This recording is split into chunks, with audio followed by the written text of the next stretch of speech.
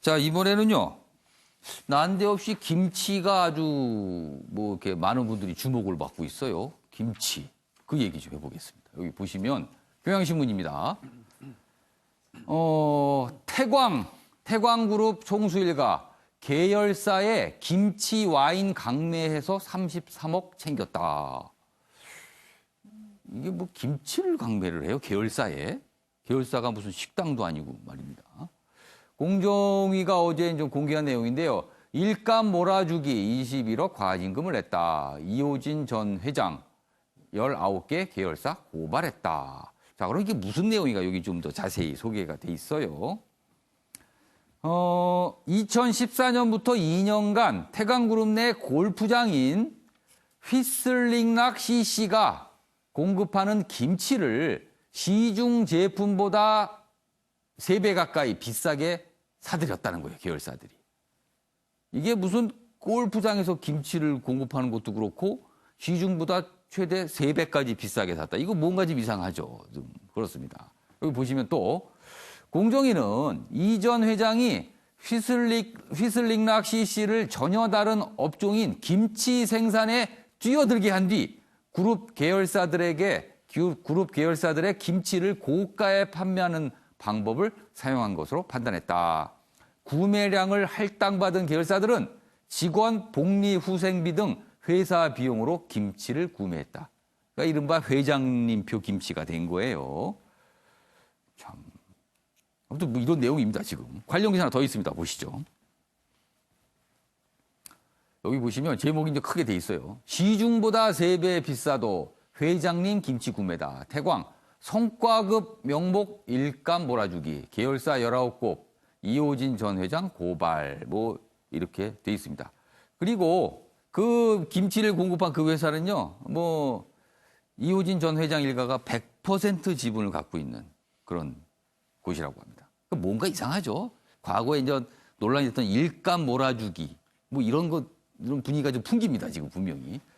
자, 그럼 여기서 어제 공정거래위원회가 이제 발표한 내용 영상으로 확인해 보겠습니다. 이호진 전 회장은 경영일선에서 물러난 이후에도 경영기획실을 통하여 그룹 경영을 사실상 통괄하는 구조하에서 전 계열사를 동원하여 총수일가 개인 회사인 휘락 CC가 식품위생법을 위반하여 생산한 김치를 10kg당 19만 원의 고가로 511톤, 거래금액 95억 5천만 원어치를 구매토록 하고 아울러 총수일가 개인 회사인 메르랭으로부터 대량의 와인을 아무런 합리적 고려나 비교 과정 없이 구매토록 한 것으로 드러났습니다. 네, 최영선 의원님, 왜 하필 김치였을까요, 이게? 일단 왜 김치인지는 알 수 없지만 예. 기본적으로 이런 부당 행위로 인해 가지고 예. 일감 몰아주기로 해가지고 다른 많은 선량한 기업인들이 같이 비난을 받게 되는 거거든요. 그렇죠. 그래서 이번 건 같은 경우에는 사실은 지금 기업에 대해서 해당 기업에 대해서 과징금 얘기부터 나오는데 예. 저 총수 일가가 받은 부당 이득을 어떻게 환수하느냐 이것이 중요한 거거든요. 예, 예. 배임 횡령을 통해서 부당 이득을 예. 취했으면은 그걸로 인해 가지고 손해 본 계열사가 있고 예. 그 손해 본 계열사에는 또 소액주주들이 있는 겁니다. 그렇죠. 이 소액주주들이 그 집단 소송을 통해서든 자기 그 손해 본 그렇습니다. 것을 회수할 수 있어야 그 되고 회사가 피해를 본 거예요, 이거는. 맞습니다. 그래서 이렇게 부당한 횡령 배임 때 예. 분명하게 그 어떤 부당 이득을 환수하는 그런 것들이 예. 나중에 이루어져야 되는데 문제는 우리나라의 사법 체계가 예. 이런 부당 이득에 대한 환수에 그동안 너무 소홀했다는 겁니다. 쏨방망이 처벌로 넘어가는 거거든요. 예, 예. 그래서 다른 모든 기업인들이 존경받는 억울하게 비난받지 않는 환경을 만들기 위해서라도 이런 부당한 일에 있어서는 확실한 처벌이 이루어져야 된다. 이렇게 생각합니다.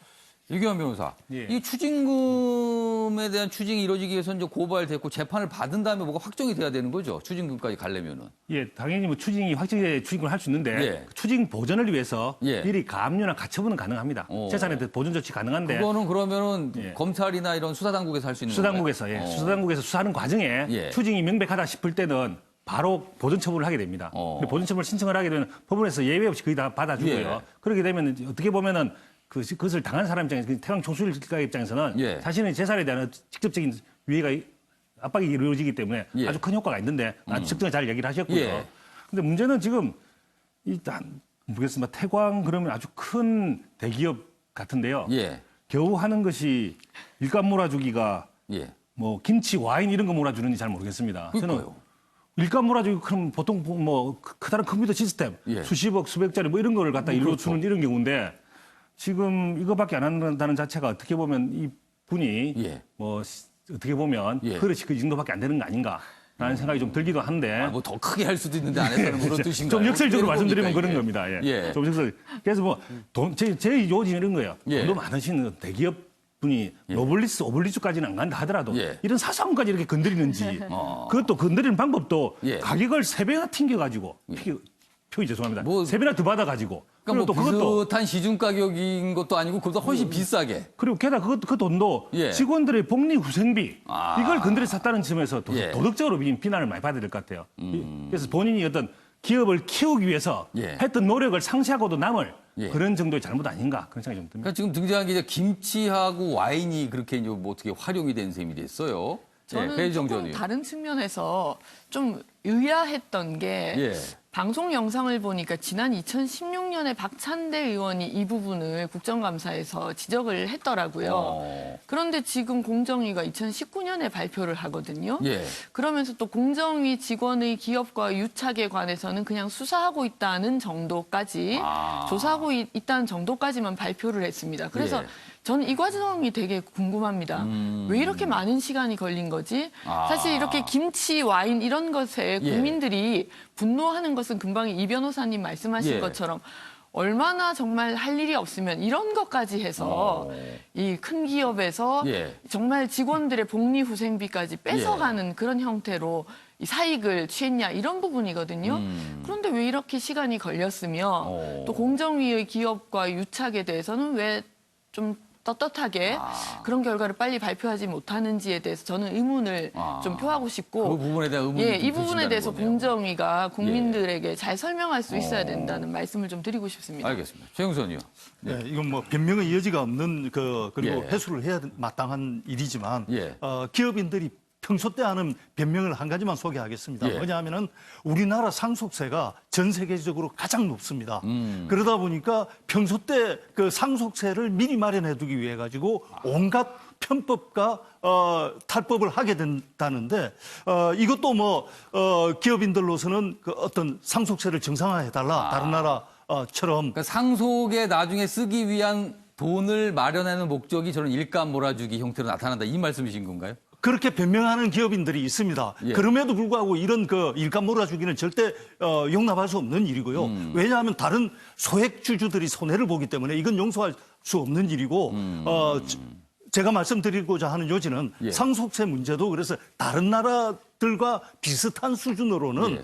조정을 하는 것도 같이 이렇게 검토해 봐야 되는 거 아니냐 하는 것들이 이제 그 기업인들의 굉장히 오래된 그런 또 다른 측면도 있다라는 거네요. 알겠습니다. 수건 사업으로 계속해서 거론하는 문제라 같이 볼 필요는 있다 이런 양규열 생각이 변호사.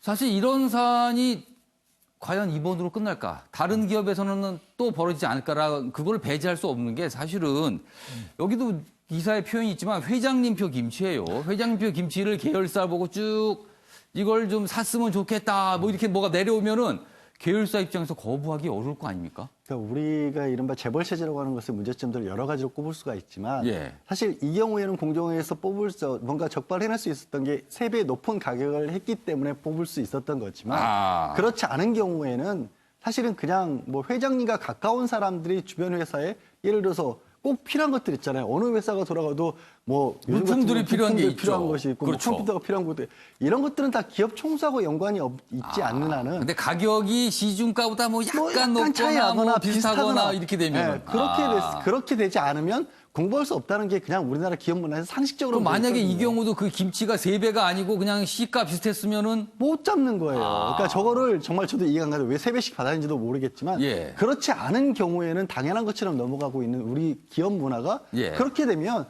결국 기업은 영리를 쉬운 데서 찾을 수밖에 없어요. 그걸 용인해 나가는.